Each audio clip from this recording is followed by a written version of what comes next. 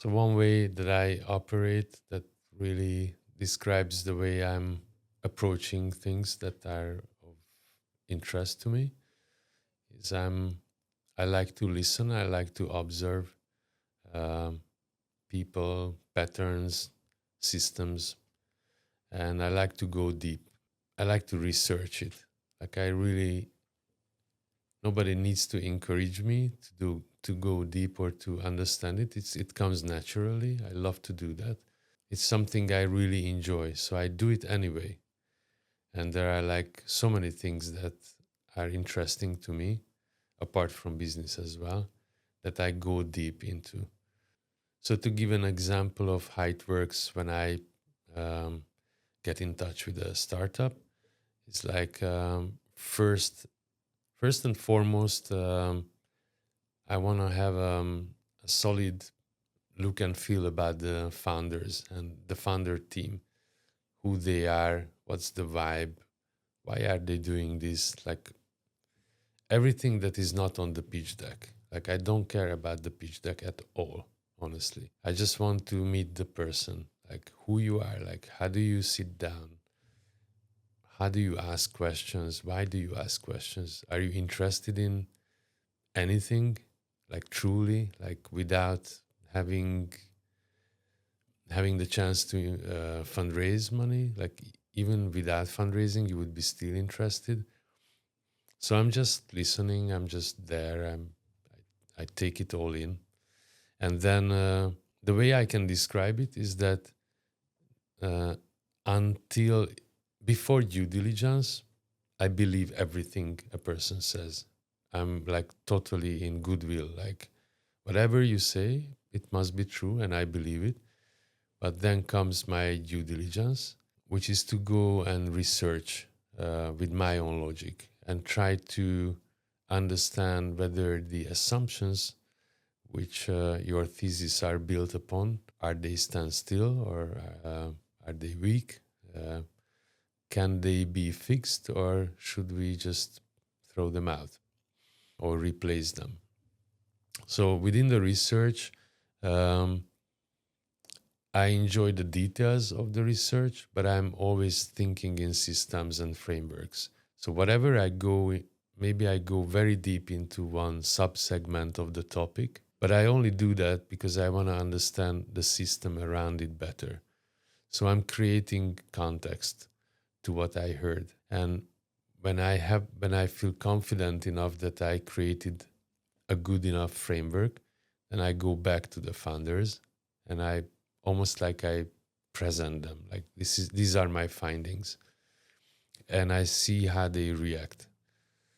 And that is actually, I would say most of the startups would fail on this. And why? Because, and I know it's hard, but people get so attached to their ideas and it's so difficult to let it go or to believe that you could do things in another way, which is maybe more efficient or better for your clients or whatever. But I do enjoy when people have strong opinions. I love that, but only if it is combined with flexibility. Like we challenge each other, but the overall goal is to find a better solution. So when I go back to the founders and discuss with them what I have found throughout my research, um, then I would say it's the most important conversation you can have. It's not about the research. It's about the ability to create common narrative with partners. Are you flexible enough to modify or fine tune your narrative, or you stick to what you have decided and that's it? So, because eventually building any kind of venture is about partnerships. You cannot do it on your own. So, if it's about partnerships, then the ability to form meaningful partnerships is the core value. So that's what I'm looking for. And it comes in stages, like it's not like you discover it if the other person is capable of that. There are stages of this discovery. And the next stage is action. So we make plans and we take action to execute those plans. And throughout that, there are so many decisions to be made, so many iterations and pivots. And these are, again, tests of this partnership quality. But then comes a time when you need to make a bigger decision, which is an investment, looking at it from a VC point of view, or fundraising, onboarding an investor to your company, or merging with another company. These are big decisions. And yes, the legal, the financial, the technical, they all should be strong. But no matter how strong they are, if the human factor doesn't click, then it will be just a mediocre story or even a failure.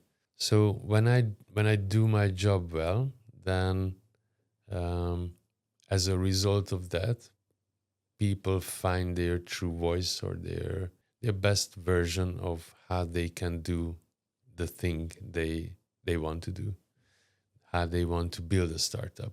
But it's not just about techniques and tactics of, like, it's not about just business. It's a wider context, like what your presence should be as a human, and part of it is business, but it's interconnected. So when I see that somebody is more focused as a person and thriving and motivated and enjoying and making progress, that's when I know I've done a good job, and that's when I completed my mission.